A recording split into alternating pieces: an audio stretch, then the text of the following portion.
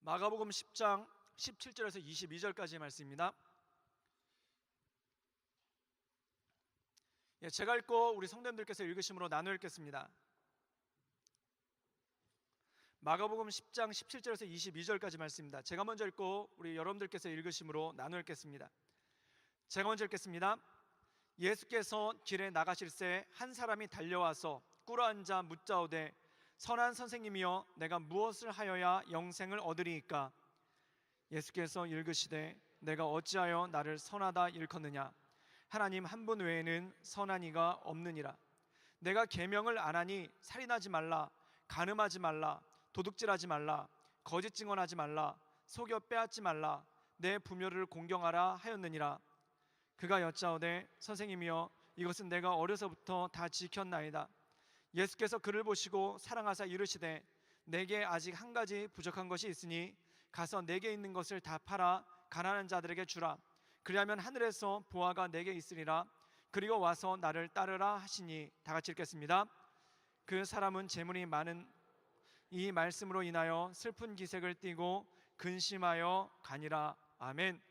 제가 호주에 온 지 이제 3년이 거의 다 돼가는데 와서 한 가지 깜짝 놀란 것이 있습니다. 그 첫 번째가 뭐냐면은 호주에 도박하는 장소가 굉장히 많다라는 것입니다. 그래서 거의 동네마다 그 TAB라는 이름으로 도박하는 장소가 곳곳에 있고, 그리고 그곳에서 도박을 하는 사람들의 숫자가 생각보다 굉장히 많더라는 것입니다. 한국에 가면은 큰 호텔 정도 가야 있을 만한 그런 도박장들이 거의 동네마다 있고, 그 다음에 꽤 동네마다 꽤 큰 도박장들이 있는 것을 보고 참 호주는 도박하는 사람들이 많다라는 것을 보면서 깜짝 놀랐던 적이 있습니다. 또 하나 놀랐던 것 중에 하나는 뭐냐면은 그 로또가 굉장히 많은 것에 깜짝 놀랐었습니다. 그 한국에도 로또가 있긴 한데 그렇게 많지가 않습니다. 그런데 호주는 로또도 굉장히 많을 뿐만 아니라 그 종류도 굉장히 다양하고 또 매일같이 로또가 하나씩 터져요. 그래서 이 액수도 적은 액수가 아니라 100만 불에서 많게는 2천만 불까지 어마어마한 액수, 한번 당첨이 되면은 진짜 재벌이 될 만한 그런 엄청난 액수가 매주 있는 것을 보고, 그리고 제가 가만히 보니까 종류도 무려 그 10가지가 넘더라고요. 그리고 각가지 종류의 로또가 굉장히 많은 걸 보면서 깜짝 놀랐었습니다. 그런데 이 로또를 광고하는 그러한 상점들이 있는데 거기 광고를 보다 보면 몇 가지 특징들이 있는데 그 로또 광고에 나오는 사진들의 인물이 다 환하게 웃고 있어요. 굉장히 환하게 웃고 있어요. 마치 구원받은 기쁨을 누리는 듯한 그러한 얼굴로 굉장히 환하게 웃고 있어요. 그리고 그 밑에 광고 문구를 보면은 주로 이런 문구가 많습니다. 그게 뭐냐면은 당신의 미래는 달라질 겁니다. 그리고 이전과는 전혀 다른 삶을 살게 될 것입니다. 그리고 사랑하는 사람과 행복한 내일을 꿈꾸세요. 이런 메시지를 가만히 보다 보면은 내일에 관해서, 미래에 대해서, 행복한 인생에 관해서, 그리고 새로운 삶에 대해서 이 로또 포스터에 그대로 나와 있는 거예요. 제가 그걸 보면서 뭐냐면은 이거 교회에서 하는 얘기가 로또 광고지에 그대로 나와 있는 거예요. 그럼 사람들은 이 로또를 사면서 뭘 꿈꾸냐면은 내 미래에 대해서, 그리고 이전과 다른 삶에 대해서, 그리고 사랑하는 사람과 행복한 삶에 대해서 미래를 소망하면서 이 로또를 산다는 거예요. 그런데 실제로 로또를 사는 분들에게 제가 여쭈어봤습니다. 어떻게 여쭈어봤냐면은 진짜 이 로또가 당신에게 당첨될 것을 믿습니까? 그러니까 아멘 그리고 이렇게 대답하시는 분은 없었고, 대부분은 뭐라고 얘기를 했냐면은 저는 제가 로또에 당첨될 것을 크게 기대하지는 않습니다. 그 확률이 얼마냐면은 4천만 분의 1이라는 거예요. 이 4천만 분의 1이면은 어느 정도의 확률이냐면, 여러분 여기서 제가 누구 한 양을 뽑아가지고 행운권을 드리겠습니다. 그래도 여러분 뽑힐 확률이 거의 없어요. 그럼 4천만 분의 1은 뭐냐면은 거의 한국 사람 전체 인구 중에 한 명이 뽑히는 것과 똑같은 확률이에요. 그 확률을 어떤 분이 이렇게 표시를 했냐면은 이렇게 오늘처럼 날씨가 좋은 날 벼락이 쳐가지고 그 벼락에 내가 맞았어요. 그래서 아이고 깜짝이야. 그런데 살아났어요. 그리고 그 벼락을 맞고 병원 가서 치료받아야지. 그리고 병원을 가다가 벼락을 한 번 더 맞을 확률과 똑같다는 거예요. 그러니까 한마디로 얘기하자면은 될 확률이 거의 없는 게 로또입니다. 그런데 왜 이 될 확률이 거의 없는데 로또를 사십니까? 라고 얘기를 했더니 그분이 이렇게 얘기를 하는 거예요. 그게 뭐냐면은 이 로또를 사면은 일주일 동안은 행복하다는 거예요. 뭐가 행복하냐면은 혹시 내가 당첨되면은 어떠한 삶이 사라지게 될까? 내가 혹시 당첨되면 이 돈 가지고 뭐 할까? 내가 혹시 당첨되면은 이 돈 가지고 어떤 삶을 살까? 그거를 상상하는 일주일이 행복하다는 거예요. 그리고 로또가 당첨 발표가 되면은 그냥 한여름밤의 꿈이죠. 그리고 또 꿈을 깨는데 그 로또를 삼으로써 일주일 동안 또 꿈을 꾸게 된다는 거예요. 그래서 그 일주일 동안 꾸는 그 꿈 때문에 일주일에 10불이면은 그 10불 가지고 그 정도 행복한 상상을 할 수 있는 비용이라면은 그것도 괜찮습니다 해가지고 그 로또를 사시는 분들이 굉장히 많다라는 것입니다. 근데 사랑하는 여러분, 이 로또를 사는 이유가 뭐냐면은 꿈을 꾸고 싶어서라는 거예요. 뭔가 희망을 발견하고 싶어서라는 거예요. 빡빡한 현실 가운데 조금도 희망을 찾아볼 수 없는 현실 가운데 4천만 분의 1에 불과한 현실이지만 그 로또를 통해서 뭔가 희망을 발견해 보고 싶다라는 거예요. 내가 부자가 되는 꿈, 내가 새로운 인생을 살게 되는 꿈, 그리고 이 지긋지긋한 현실에서 벗어나서 전 세계를 여행해 보는 꿈, 그리고 텔레비전 속에서 나오는 재벌이나 유명 연예인처럼 한번 화려하게 살아보는 꿈, 그 꿈을 한번 꾸고 그 희망을 한번 갖는데 일주일에 10불이라는 돈이 그렇게 아깝다라고는 생각이 되지 않는다는 겁니다. 근데 문제는 뭐냐면요, 일주일에 10불만 쓰면 그나마 괜찮아요. 근데 사람 마음 가운데 한번 욕심이 들어가기 시작하면은 어떤 생각이 들어가냐면 마음이 조급해져요. 일주일을 기다리지 못해요.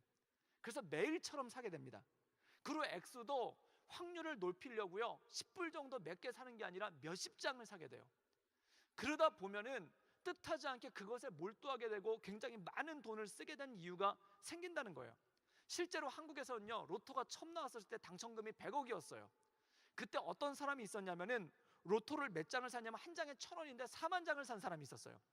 시가로 4천만 원, 4천만 원어치 로또를 산 거예요. 근데 더 큰 문제는 뭐냐면은 당첨이 하나도 안 됐어요. 이게 더 비극인 거예요. 그래서 그 사람은 그 4천만 원을 날렸어요. 그래서 그 소식이 뉴스에 나왔다는 겁니다. 그래서 어떤 사람은 로또보다 차라리 도박이 확률이 더 높다 그래가지고 로또에 열중하다 보면요, 도박으로 자연스럽게 빠지기 시작한다는 겁니다. 그래서 그걸로 내 인생을 한번 바꿔보려고 하고 그걸로 새로운 인생을 한번 살아보려는 그러한 마음이 있다라는 겁니다. 그럼 여러분, 로또를 통해서 꿈꾸는 희망은 뭘까요? 바로 돈이 주는 희망이에요. 지금 내가 돈이 한 푼도 없는데 돈이 있다라면 내 인생은 어떻게 달라질까? 지금 내가 당장 오늘 벌어서 오늘 쓸 돈도 없는데 나에게 100억이라는 돈 또는 200억이라는 돈이 생긴다면 나는 어떤 인생을 살게 될까?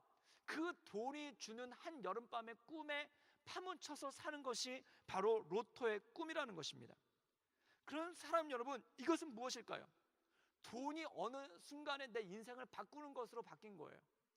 돈이 어느 순간에 내 이 지긋지긋한 인생에서 나를 구원해줄 구원자로 바뀌는 거예요. 어느 순간에 이 돈이 내 척박하고 이 빡빡한 삶 가운데 나에게 여유를 주고 기쁨을 주는 구원의 도구로서 바뀌기 시작한다는 것입니다. 여러분, 물질을 숭배한다는 건 뭘까요? 돈이 나에게 구원을 주는다는 확신이 오기 시작할 때, 물질이 나의 삶을 새롭게 한다는 확신이 오기 시작할 때 나도 모르게 거기에 서서히 빠져들기 시작하고 그것이 마치 내 인생을 바꾸는 그러한 것으로 전락하고 만다는 것입니다. 그럼 이것은 무엇을 뜻할까요? 첫 번째, 그만큼 돈으로 인해서 고통받는 사람이 많다라는 거예요. 돈으로 인해서 고통받는 사람이 많기 때문에 이제 돈을 빼놓고는 희망에 대해서 말할 수가 없고 돈을 빼놓고는 꿈에 대해서 말할 수 없는 세상이 사람들 삶 가운데 오기 시작한다는 것입니다. 즉, 돈에 대한 압박과 불안감이 커질수록 돈에 대한 희망과 꿈도 사람들이 커지기 시작한다는 것이죠. 그 돈에 대한 꿈과 희망이 커지는 것에 대해서 어필하는 것이 뭐냐면 일종의 로또라는 거예요. 그 로또를 통해서 네 인생을 바꿔보라는 거예요.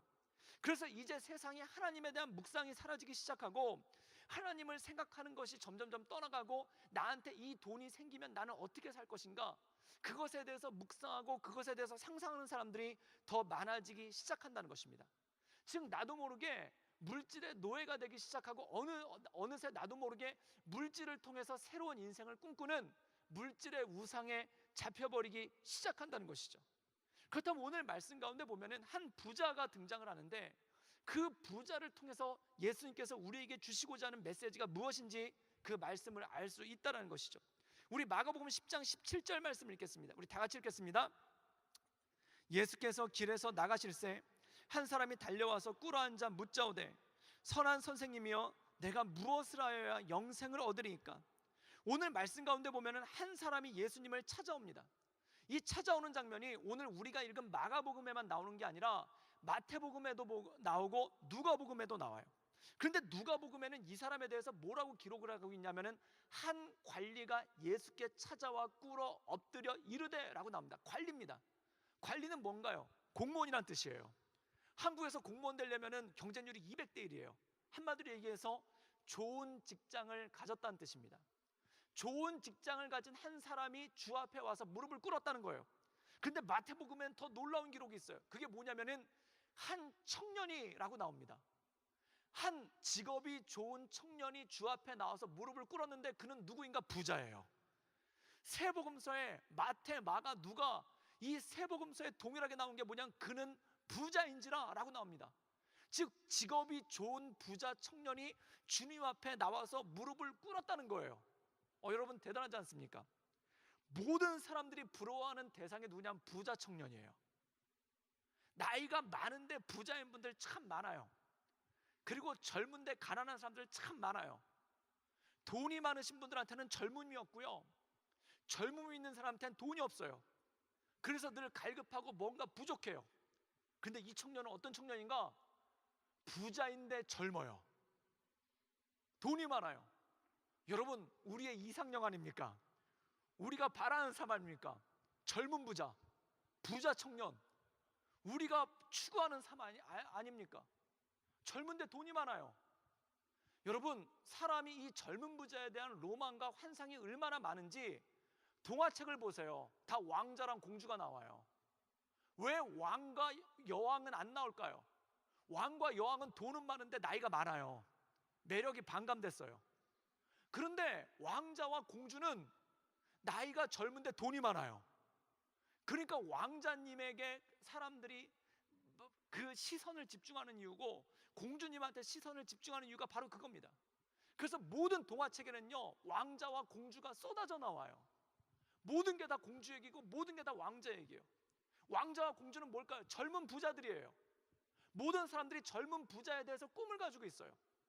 그래서 현대 시절에 와서는 왕자와 공주가 없어졌으니까 드라마에 뭐가 새롭게 등장하냐면 재벌 2세가 등장해요. 그래서 26살밖에 안 된 실장님이에요. 30살밖에 안 됐는데 그 전무님이에요. 30대 중반인데 사장님이에요. 그리고 막 옆에 비서들이 따라다니고요, 궁전 같은 저택에 살아요.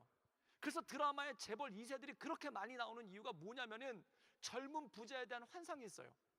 그런데요 드라마에서 나오는 재벌 2세 왕자와 공주의 특징은 뭐냐면 아버지가 왕이래야 돼요. 아버지가 재벌이래야 돼요. 그런데 우리 아버지는 재벌이 아니잖아요.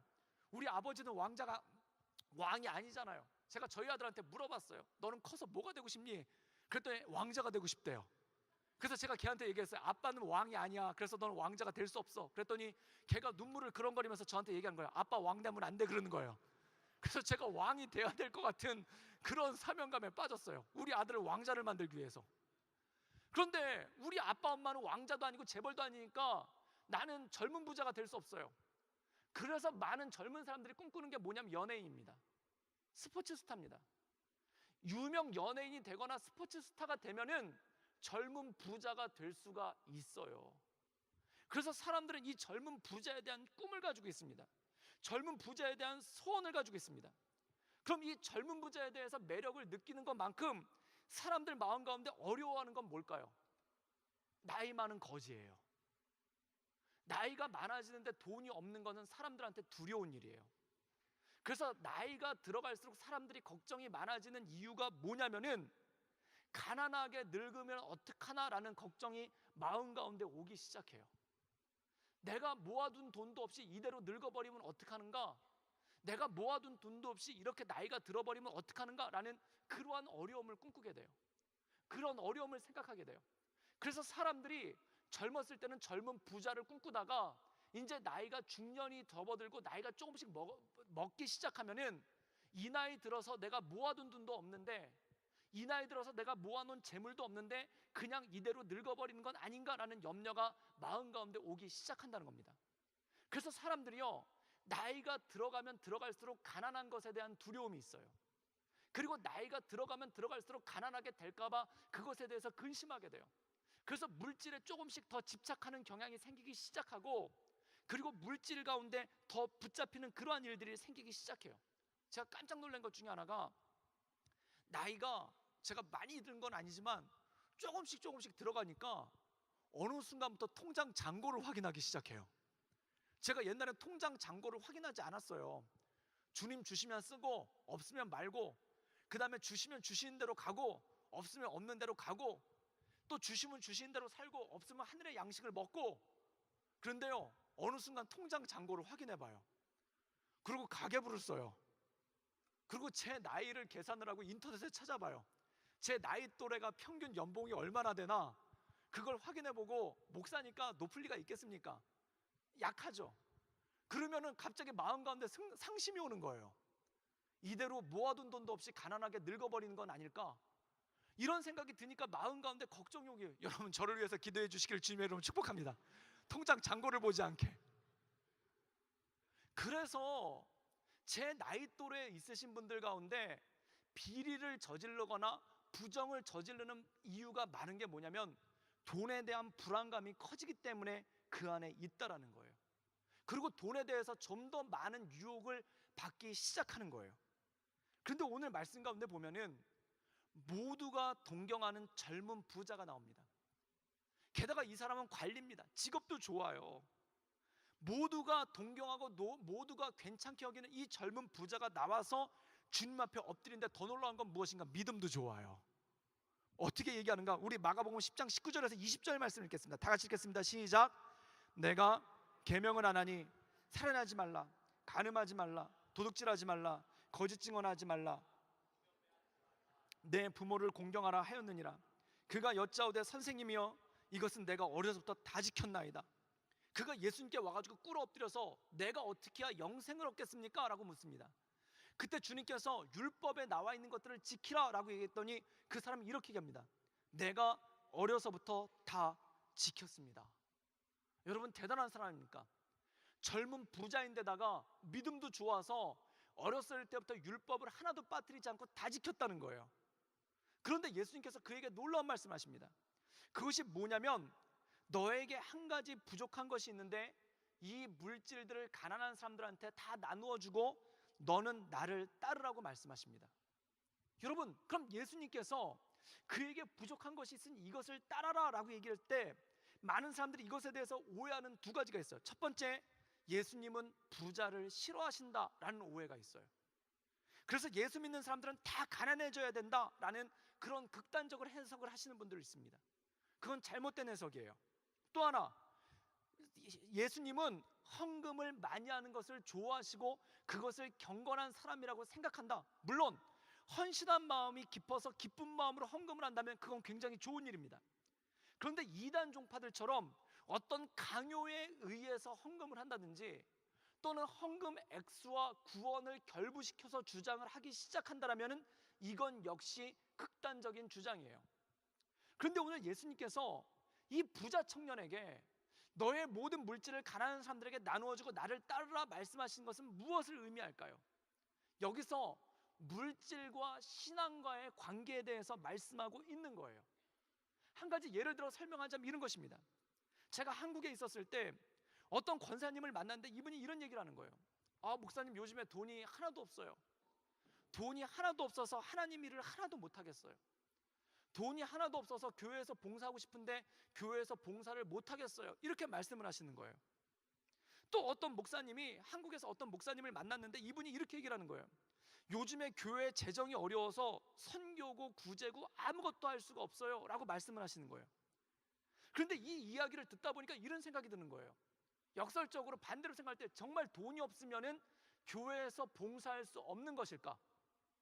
정말 돈이 없으면은 교회가 선교도 할 수 없고 구제도 할 수 없는 것일까? 이 생각이 드는 거예요.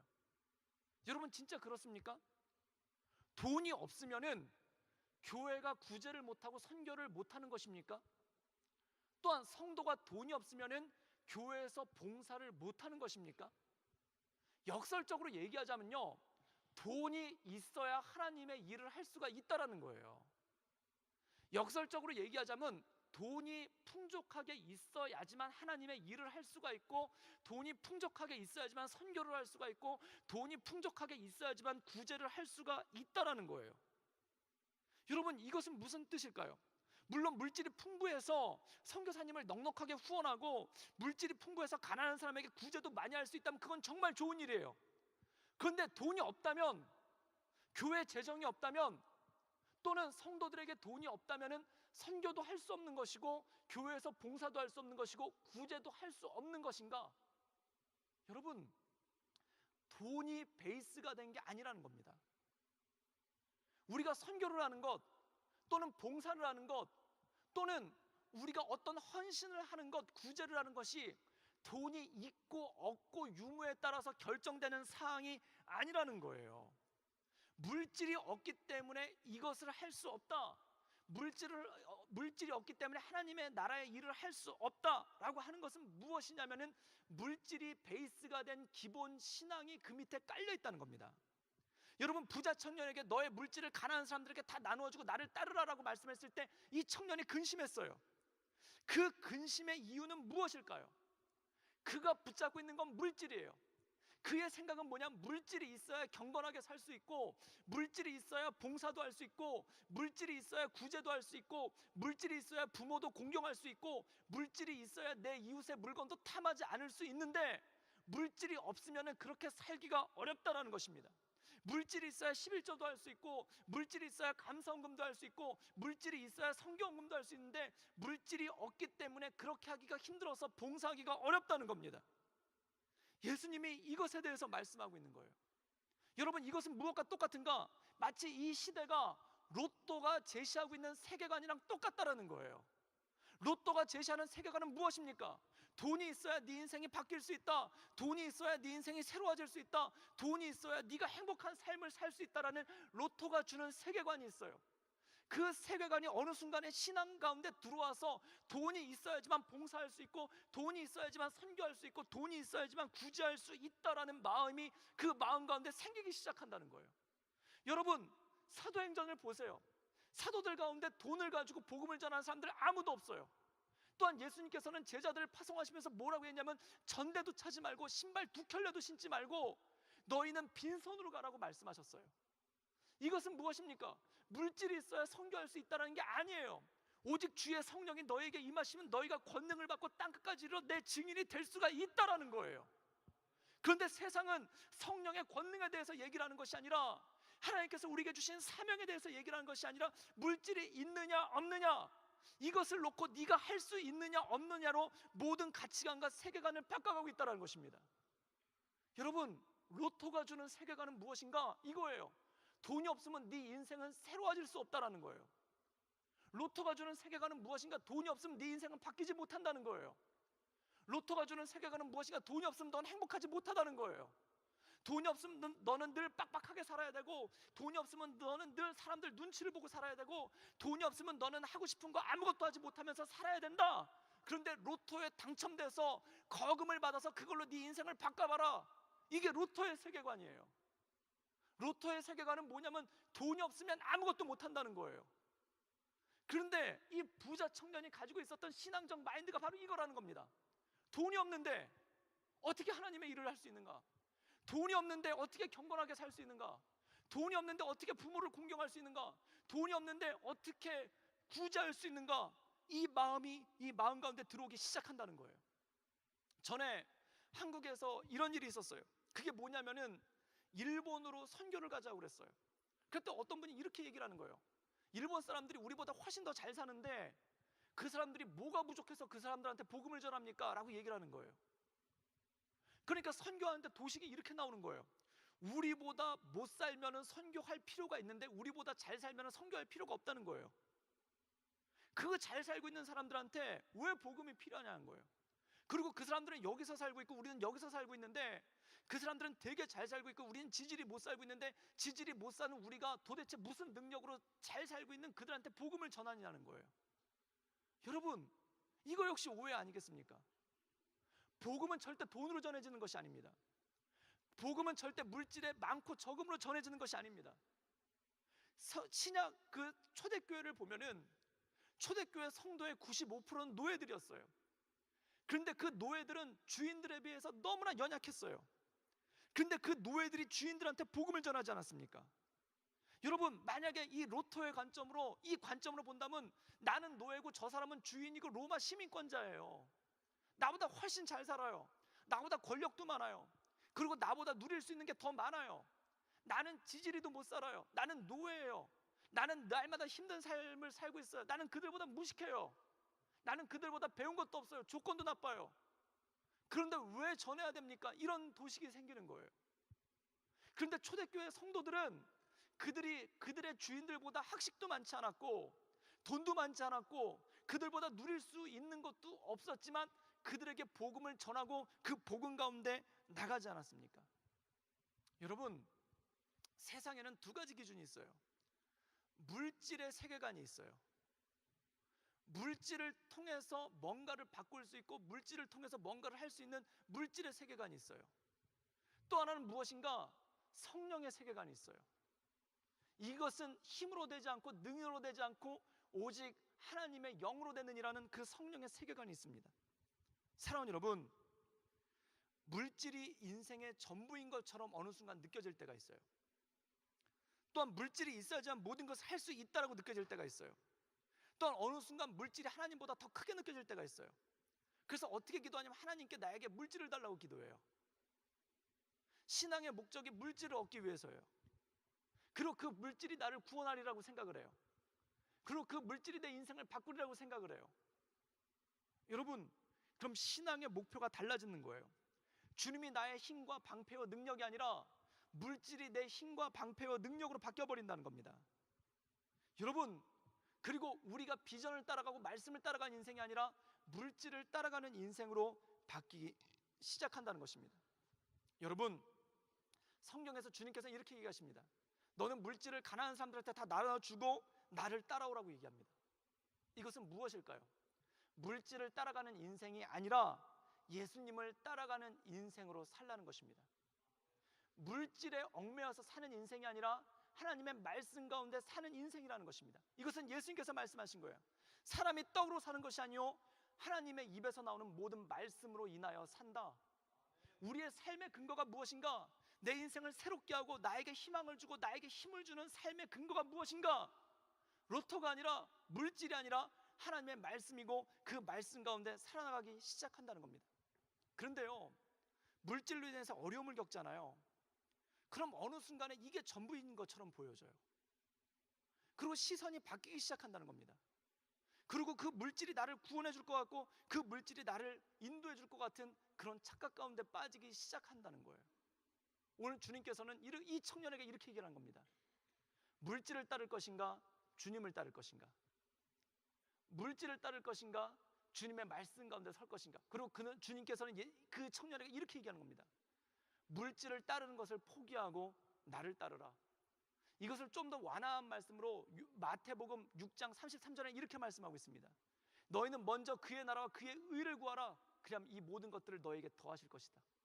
즉 물질을 위해서 기도하지 말고 하나님의 나라와 하나님의 의를 위해서 기도하라는 거예요. 그럼 하나님께서 필요에 따라서 채워주실 거라는 겁니다. 여러분, 광야의 삶이 뭘까요? 광야의 삶은 그들이 하나님의 말씀을 따라갔어요. 그들이 하나님의 말씀을 따라가니까 하늘의 만나가 그들을 따라오기 시작했어요. 만나를 따라가는 인생이 아니라 하나님의 말씀을 따라갔더니 만나가 따라왔다는 겁니다. 여러분, 이것은 인생의 가치관의 변화입니다. 인생의 초점의 변화입니다. 내가 따라가는 것은 무엇인가? 내가 우선순위를 두고 나가는 것은 무엇인가? 우리가 진로를 결정할 때 이런 결정들을 많이 해요. 좋은 직장의 기준이 무엇인가? 월급을 많이 주는 직장이래요. 좋은 일의 기준이 무엇인가? 월급을 많이 주는 일을 해요. 물론 그거 좋은 일입니다. 그거 물론 가치 있는 일입니다. 그런데 그것이 인생의 전부가 돼버린다면, 정말 그것 때문에 내가 움직이기 시작하고 그것 때문에 내 삶의 발걸음의 방향이 결정되기 시작한다면, 그것이 비전을 따라가는 인생이 아니라 물질을 따라가는 인생, 그리고 이 부자 청년과 같이 물질과 예수님 사이에서 갈등하다가 물질을 따라가는 것과 하등 다를 것이 무엇이 있겠습니까? 저는 그 고등학교 2학년 때 소설을 하나 되게 재밌게 읽었는데, 나의 라임 오렌지 나무라는 그 책을 읽었어요. 그 제재가 나오죠. 거기 보는데 그 책이 정말 재밌게 봤어요. 그래서 보고 몇 번을 또 봤는데, 거기 보면은 굉장히 가슴 아픈 장면이 하나 나와요. 그게 뭐냐면 크리스마스가 됐어요. 크리스마스가 됐는데 이 제자라는 꼬마가 크리스마스 선물을 받고 싶은 거예요. 그래가지고 양말을 밖에다 걸어놨어요. 그랬더니 형이 지나가다가 비웃으면서 뭐라고 했냐면, 제재, 그 선물은 하나님이 주는 게 아니야. 아버지가 백화점에서 사다가 거기다 넣어주는 거야. 그런데 우리 아버지는 가난해. 그래서 우리 아버지는 넣어줄 수가 없어. 그래서 네가 양말을 걷다가 아무리 넣어놔도 너는 선물을 받을 수가 없어. 이렇게 얘기를 하는 거예요. 그러니까 제재가, 아니야, 내가 여기다 양말을 걸어놓으면 하나님이 나한테 선물을 주실 거야. 그리고 밖에다 양말을 걸어놔요. 그리고 잠이 들었죠. 그리고 아침에 눈을 떠봤는데 양말이 당연히 비어 있었어요. 그러니까 그걸 보고 얘가 너무 상심을 해요. 그래가지고 밖으로 걸어 나가는데 다른 집, 옆집에 되게 좋은 집 애들이 크리스마스 선물을 받고 좋아하는 모습을 보면서 이 제재라는 꼬마가 거기서 울면서 이런 멘트를 날려요. 뭐라고 날리냐면은, 예수님은 부자들만을 위해서 오신 것 같아. 예수님은 잘 사는 집 애들만을 위해서 오신 것 같아. 나를 위해서 오시지는 않은 것 같아. 그러면서 이 5살짜리 꼬마가 울면서 크리스마스를 쓸쓸하게 보내는 거예요. 그래서 제가 그걸 보다가 눈물이 났어요. 그때가 12월 달이었어요.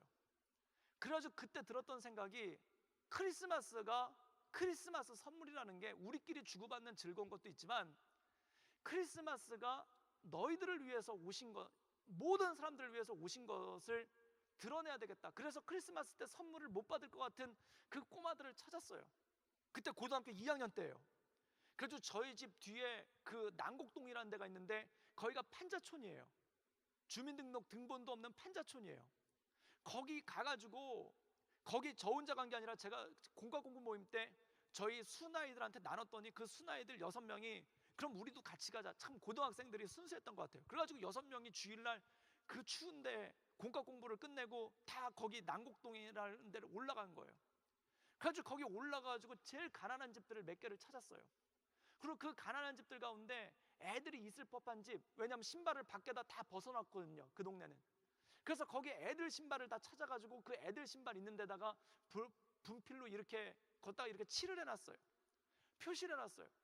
그리고 그 아이들한테 보니까 그런 집들이, 저희가 아이들이 있는, 특별히 꼬마들만 있는 집을 갖다 이렇게 체크를 해보니까 30 몇 집이 되는 거예요. 30 몇 집이 되는 거예요.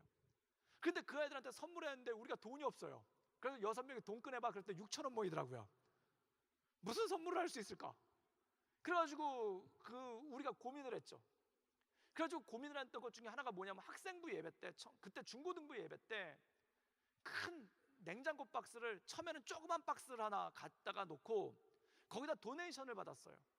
그래서 거기다 써놨죠. 우리가 이런 취지로 아이들한테 선물을 주고 싶은데, 크리스마스가 다 너희들을 위해서 온 하나님의 선물이라는 걸 갖다가 우리가 이 선물을 통해서 전해주고 싶은데, 도네이션 하실 청년들, 그 학생들은 도네이션 하십시오. 그때 저희 중고등부가 30명이었어요. 그 아이들 중에 어떤 애들은 동전을 넣은 애들도 있고, 그 아이들은 집에서 쓰던 치약을 가져온 애들도 있고, 어떤 애들은 자기가 쓰던 노트 중에 몇 개를 갖다 걷다 넣은 애들이 있었어요. 그런데 이게 주일날 예배당 뒤에다 놓으니까 어른 예배까지 가잖아요. 그러니까 어른 예배 때 어른들이 그걸 보시고 집에서 세제랑 샴푸랑 막 이런 걸 갖다 남는 거, 휴지 막 이런 걸 갖다 걷다 막 넣어놓으시는 거예요. 그래가지고 그게 꽉 찼어요. 그랬더니 그걸 보시던 한 집사님 한 분이 스케일이 작아서 되냐고 그래가지고 큰 냉장고 박스를 하나 가져오신 거예요. 그래가지고 걷다가 2주일 동안 모금을 했는데 거기 꽉 찼어요. 여러 가지 먹을 거부터 시작해가지고, 그래가지고 거기 동전부터 해서 돈까지 해가지고 그게 꽉 찬 거예요. 그래서 그 냉장고 박스를 갖다가 저희 6명이서 펼쳐놓고 눈물을 흘렸어요. 2주 만에 그런 일이 일어난 거예요. 그래서 그 냉장고 박스에 난 걸 갖다가 라면 박스를 가져와서 패킹을 하면서 그 아이들한테 편지를 하나씩 썼죠. 예수님은 너희들을 위해서 오셨다. 그래서 예수님 믿어라. 그리고 이 크리스마스 날 우리가 예수님의 사랑을 전하고 싶어서 이 조그만 선물을 하는데 이것이 너희들에게 기쁨이 됐으면 좋겠고, 여기 있는 음식들 나눠 먹으면서 가족들이 즐거운 시간 보냈으면 좋겠고, 그리고 예수님이 너희들을 위해 오신 날이 오늘이란 걸 꼭 기억했으면 좋겠다. 그 편지를 다 쓴 거예요. 그래가지고 그걸 갖다가 밤중에 24일 날 교회 집사님 한 분이 차량 운전을 해주셔서 그 마을에 가가지고 그걸 갖다 다 전해주고 온 거예요. 그런데 왔는데 너무 마음이 행복한 거예요. 너무 마음이 기쁜 거예요. 여러분, 고등학생 6명이 무슨 돈이 있겠습니까? 만약에 우리가 돈에 대해서 논했다면은, 우리가 무슨 돈이 있지? 우리가 뭘 할 수 있지? 우리한테는 돈이 없는데 이건 어른들이 해야 되는 몫이 아닌가? 이것들은 정치가들이 해야 되는 몫이 아닌가? 이건 돈 많은 어른들이 해야 되는데 어른들이 안 하고 있는데, 이러면서 원망밖에 더 나오겠습니까? 그런데 그때 어리니까 그 고등학생들이, 그 10대 청소년들이 모은 거예요. 제가 그 얘기를 한번 설교 때 서울에서 있는 청년부에서 했었어요. 그때 저희가 스리랑카 아우리치를 준비하고 있었어요. 그때 스리랑카 아우리치를 준비하고 있었는데 어떤 청년 하나가, 그 청년도 굉장히 스리랑카를 가고 싶어 했는데 돈이 없어서 못 갔어요. 왜냐하면 스리랑카까지 가는 비행기 값이 1,200불이에요. 못 가요. 그러니까 이 청년이 그 얘기를 듣고, 아, 목사님, 제가 몇 가지를 하고 싶은데 해도 되겠습니까? 그래서 그때 저희가 의료팀이 가면서 아이들한테 양치를 가르쳐줘야 된다고 해서 치약을 모으고 있었어요. 집에서 치약을 갖다 들고 온 거예요. 그래서 치약을 들고 와서 저를 주는 거, 이걸 갖다 주라고. 그리고 칫솔도 막 몇 개를 가져온 거예요. 그래서 그걸 보고 그때 제가 어렸을 때 생각이 나서, 그럼 우리가 뒤에다가 냉장고 박스를 하나 놓을 테니까 거기서 한번 모아보자. 그래가지고 모았는데 정말 많은 청년들이 거기다 치약이랑 그런 물품들을 갖다 다 담아준 거예요. 그러고 난 다음에 그때 가고 싶었는데 돈이 없어서 제일 처음에 치약을 가져왔던 그 청년이 그걸 갖다 분류하는 일을 했어요. 그래서 스리랑카에 가져갈 수 있게끔 그걸 다 패킹하는 일을 도와줬고, 공항까지 따라와가지고 그거를 다 짐을 붙이고 보내주는 그 모든 일까지 다 해준 거예요.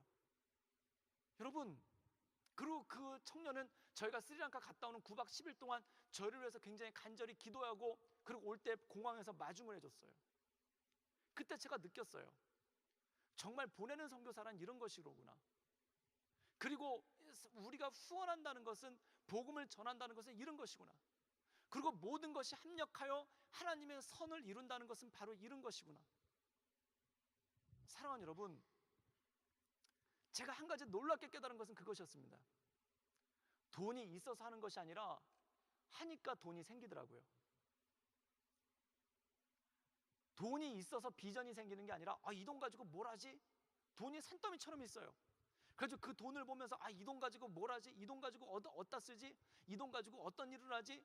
그래가지고 뭔가 일이 생기는 게 아니라, 제가 보니까 나라에서들 보면 그래요. 돈이 쌓이니까 보도블록 바꾸는 걸로 끝나요. 나라에 돈이 남아도니까 그거 가지고 새롭고 신선한 걸 하지 않아요. 그냥 보도블록 바꾸는 걸로 끝나요. 그건 어느 나라나 다 똑같아요. 돈이 많아서 그거를 갖다 놓고, 이 돈 가지고 뭐 하지? 그래서 비전이 생기는 것이 아니라, 내가 비전에 대해서 꿈꾸고, 내가 비전에 대해서 말하고, 내가 비전에 대해서 쉐어하고, 내가 비전에 대해서 선포하고 나갈 때, 그때 하나님께서 그 모든 것들을 공급해 주시는 놀라운 역사가 일어나기 시작한다는 겁니다. 제가 어떤 청년한테 물어봤어요. 공부를 좀 더 해야 되지 않겠니? 라고 물어봤더니 그 청년이 이런 얘기를 한 거예요. 돈이 없는데 어떻게 공부를 하겠어요? 어떤 청년한테 물어봤어요. 너 이것에 대해서 좀 더 학원이라도 다니면서 좀 더 너를 연마해야 되지 않겠니? 라고 물어봤더니 돈이 없는데 뭘 하겠어요? 너 앞으로 이걸 준비해야 되는데 이거를 좀 해봐야 되지 않겠니? 돈이 없는데 뭘 하겠어요? 라고 얘기를 해요. 여러분, 결론은 뭐냐면 우리 인생 가운데 못하는 게 너무 많은데 그 이유가 돈이 없어서라는 거예요. 공부도 돈이 없어서 못하고, 이것도 돈이 없어서 못하고, 이것도 돈이 없어서 못하고, 모든 게 다 돈이 없어서 못한다는 거예요. 그럼 여러분, 우리는 믿음을 가지고 있는 것 같으나 사실은 돈에 묶여 있는 것입니다. 이게 없으니까 아무것도 못한다는 거예요. 여러분, 주님께서 나를 따르라 하신 것은 이 가치관에 대한 전환에 대해서 얘기하고 있는 겁니다. 이 생각에 대한 전환에 대해서 얘기하고 있는 겁니다. 주님 앞에서 꿈꾸라는 것입니다. 돈이 있어서 꿈꾸는 것이 아니라, 돈이 있어서 희망하는 것이 아니라, 돈이 있어서 그것에 대해서 뭔가를 강구하고 바라는 것이 아니라 너의 마음 가운데, 비전 가운데 하나님께서 너에게 주신 꿈을 향해서 나가라는 것입니다. 그때 하나님께서 이 모든 것들을 채워주시고, 채워주신다는 게 무슨 뜻이냐면은 먼저 그의 나라와 그의 의를 구하라, 그러면 이 모든 것을 더하시겠다라는 말씀이 너를 재벌이 되게 하겠다는 게 아니라, 막 선교지를 나갔는데 선교지에서 금광이 발견되고 뭐 이런 게 아니라 네가 그 비전을 유지할 수 있도록 하나님께서 채워주시겠다는 거예요. 네가 그것을 지속할 수 있도록 하나님께서 그것을 공급해 주시겠다는 거예요. 마치 광야의 길을 끝까지 걸어갈 수 있도록 매일같이 만나를 내려주셨던 것처럼 네가 그 비전을 가지고 예수님을 따르고 나가기 시작할 때 그 모든 것 가운데 하나님께서 하나하나 채워주기 시작한다는 겁니다. 사랑하는 여러분, 다시 꿈꿀 수 있기를 주님의 이름으로 축복합니다. 이 꿈꾸는 것이 멋지게 사는 꿈, 집은 뭐 포베드룸, 그 다음에 차는 뭐 이렇게 독일차, 뭐는 뭐 밥은 호텔 가서 먹어야지, 이런 꿈을 꾸라는 것도 물론 나쁘진 않겠죠. 그런데 그 이상의 꿈, 내 젊음을 가지고 하나님께 무엇을 드릴 수 있을까? 내 젊음을 통해 하나님께서 어떤 것들을 드러내실 수 있을까? 사랑하는 여러분, 그것을 꿈꿀 수 있기를 주님의 이름으로 축복합니다. 저희 딸이 어제 이렇게 그림을 하나 그려가지고 어떤 그 러시아 모델 얼굴을 그렸대요. 그래가지고 가져왔는데 그걸 제가 저한테 딱 보여주는 거예요. 그러면서 뭐라고 그래가지고 제가 잘 그렸다 막 칭찬을 했어요. 그랬더니 그 아이가 그러는 거예요. 자기는 이 일러스트를 공부하고 싶대요. 미술 쪽을 공부하고 싶대요. 그래가지고 제가 속으로 그 생각이 들었어요. 미술은 돈이 많이 드는데, 그렇게 생각을 했어요. 그래도 아이를 갖다 꿈을 죽이면 안 되니까 참 좋은데 미술은 취미만으로도 참 괜찮은 것 같아.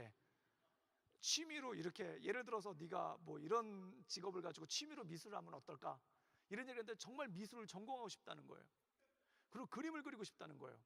그래가지고 어떻게 얘기를 했어요. 그래가지고 또 얘기를 하다가 걔가 그 얘기를 하는 거예요. 자기는 나중에 일본으로 유학을 가고 싶다는 거예요. 일본으로. 그래서 제가 속으로 일본은 등록금 되게 비싼데, 그 생각을 했어요. 그래가지고 참다가 얘기를 했죠. 우리는 너를 일본으로 보내줄 형편이 못 돼. 우리는 너를 일본으로 보내줄 형편이 못 돼. 그리고 그림 공부를 시켜줄 형편이 못 돼. 막 이러면서 저희 아이한테 왜 네가 미술을 공부할 수 없는지에 대해서 이유를 설명했어요. 근데 제가 설명하다 깜짝 놀랐어요. 그 이유는 뭐냐면 돈이 없으니까 너는 꿈을 꿀 수 없어. 제가 그 얘기를 하고 있더라고요. 이 설교 준비를 하면서 제가 제 딸한테 이 설교랑 반하는 얘기를 하고 있는 거예요. 아빠가 돈이 없으니까, 아빠가 너를 후원해 줄 만한 넉넉함이 없으니까 너는 일본 가서 미술 공부를 할 수가 없어. 그 얘기를 제가 하고 있는 거예요.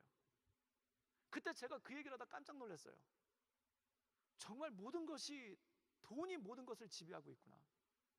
심지어 이 아이의 꿈마저도, 심지어 이 아이가 바라는 것마저도 돈이 다 모든 걸 지배할 수 있고, 어느새 내 마음 가운데 많은 청년들을 바라보면서 꿈을 꾸라고 얘기하면서, 세계를 품으라고 얘기를 하면서, 어느 순간 이 청년들에게 여기서 찌들어가 있는 마음을 가지고 있지 말고 세계를 향해서 나가라고 얘기를 하면서, 어느새 내 마음 가운데서도, 그래서 제가 통장 어카운트 보면 안 된다는 뜻이에요.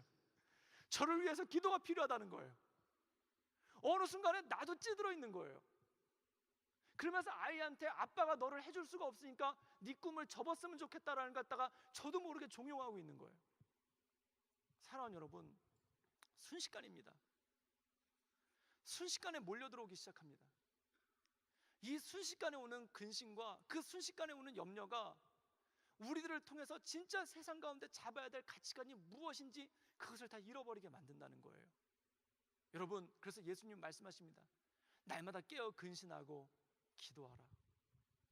사랑하는 여러분, 저는 많이 부족하지만, 저한테는 많이 믿음이 없지만 이 말씀에 의지하여서 여러분에게 다시 한번 권면하기를 원합니다. 꿈꿀 수 있기를 주님의 이름으로 축복합니다. 꿈을 꾸십시오. 그리고 그 꿈 가운데 물질이 주는 꿈이 아니라 하나님이 주시는 꿈, 그리고 먼저 그의 나라와 그의 의를 구할 때 이 모든 것들을 너희에게 더하시게 하시는 그 꿈을 꾸며 나갈 때 하나님의 놀라운 역사가 우리 안에 있는 줄 믿습니다. 우리 시간 같이 찬양하고 기도하기 원하는데요, 다윗의 시편 중에 이런 시편이 있습니다. 우리 다 같이 한번 일어나서 찬양할까요? 예, 먼저 제가 그 두 곡을 준비해 달라고 그랬어요. 제가 딱 이 설교를 준비하면서 설교를 하고 난 다음에 분위기가 굉장히 가라앉을 것이다 라는 그것을 예상하고, 우리에게 힘을 주는 찬양, 무화과 나무잎이 마르고 포도 열매가 없으며. 전에 우리 전도사님이 수요 예배 때 이걸 인도하면서 이걸 현대어로 바꿨는데 이거더라고요. 통장에 어카운트가 없으며, 통장에 밸런스가 없으며, 잔고가 없으며, 내 지갑에 지폐가 없어도, 이렇게 동전 꺼냈을 때 골든 코인 없으면 되게 절망스럽잖아요. 이렇게 동전 항아리를 쏟았는데 거기 골든 코인이 없고 다 실버 코인만 있으면 되게 절망스럽잖아요. 그런데 이 무화과 나무 잎이 마르고 포도 열매가 없으며 감람나무 열매 그치고 농장에 식물이 없어도 나는 여호와로 인해 즐거워할 것입니다. 이건 뭘까요? 나한테 가진 것은 없지만, 나한테 가진 재물은 없지만 나는 꿈꿀 것입니다. 나는 하나님을 꿈꿀 것입니다. 이게 이 찬양의 내용입니다. 그래서 이 찬양을 하나 즐겁게 찬양을 하고요, 그다음 두 번째 찬양은 그 모든 상황 속에서 주를 찬양할지라. 다윗의 시편 57편에 있는 다윗의 시편입니다. 그렇습니다. 현실은 내가 꿈꿀 수 없는 상황이지만, 현실은 내가 예배할 수 없는 상황이지만, 내가 주님만을 꿈꾸며 주님 말씀 가운데 나가겠습니다 라는 그 믿음의 각오로 우리의 시선을, 어느 순간 항상 그래요, 어느 순간 물질로 가 있어요. 다시 주님을 바라보는 것 같아 어느 순간 또 물질로 가 있어요. 그것 가운데 내가 내 마음을 주 앞에 확정하기로 결단합니다. 그리고 혹시 이 중에 돈 없어서 결혼 못 하시는 분들 계시다면은 그것도 주 앞에 올려드리기를 주님의 이름으로 축복합니다. 돈으로 결혼하는 게 아니라 사랑으로 결혼하는 거예요. 왜 돈이 없으면 결혼 못 할까요? 폼이 안 나게 결혼할 수는 있어요. 그런데 사랑으로 결혼하세요. 돈으로 결혼한다는 것은 세상의 가치관입니다. 그 모든 것 가운데 어떤 사람들은 돈이 없으면 슬퍼집니다. 폼이 안 나서 그래요. 그런데 그 모든 것 가운데 모든 것들을 제어버리고 오직 주님만을 바라보겠습니다. 오직 주님만을 바라보겠습니다. 오직 주님만을 바라보겠습니다. 나에게 아무것도 없어도 내가 오직 여호와로 인해, 하나님으로 인해 기뻐하며 즐거워하겠습니다. 아멘. 내 모든 상황 가운데서 오직 주님만을 찬양하며 주님께서 주시는 그 인생의 꿈을 꾸겠습니다 라는 그 말씀 가운데 승리하며 나가는 여러분들 되기를 주님의 이름으로 축복합니다. 제가 할렐루야 주님을 찬양합시다 그러면은 여러분이 박수를 막 치시고 굉장히 생뚱맞으시죠. 눈을 감으세요. 세상을 바라보면 안 돼요. 그리고 좀 더 이렇게 봅시다. 제가 무화과 그러면 여러분이 잎이 마르고 굉장히 창피해지고 있어요. 많이 부끄러워요. 저도 창피해요. 그리고 나는 여호와로 그러면 여러분들이 찬양하리로다 그리고 박수를 쫙 친 다음에 무화과 나무 잎이 부르고 그 다음에 천천히 착 하면서 모든 상황 속에서 착 바뀌어가도록 모두를 전환하도록 하겠습니다.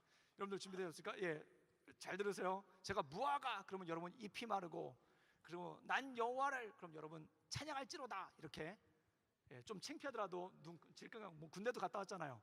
이런 거 못하겠어요? 예, 우리 눈 질끈 감고 다시 한번 나중에 여자분들은 아기도 날 텐데 이 정도 못하겠어요? 예, 우리 같이 한번 눈 질끈 감고 한번 해보도록 하겠습니다. 무화과 잎이 마르고 예, 제가 굉장히 창피해요. 좀 더 크게 해보세요. 다시 한번 무화과 잎이 마르고 난 여호와로 즐거워하리로다. 할렐루야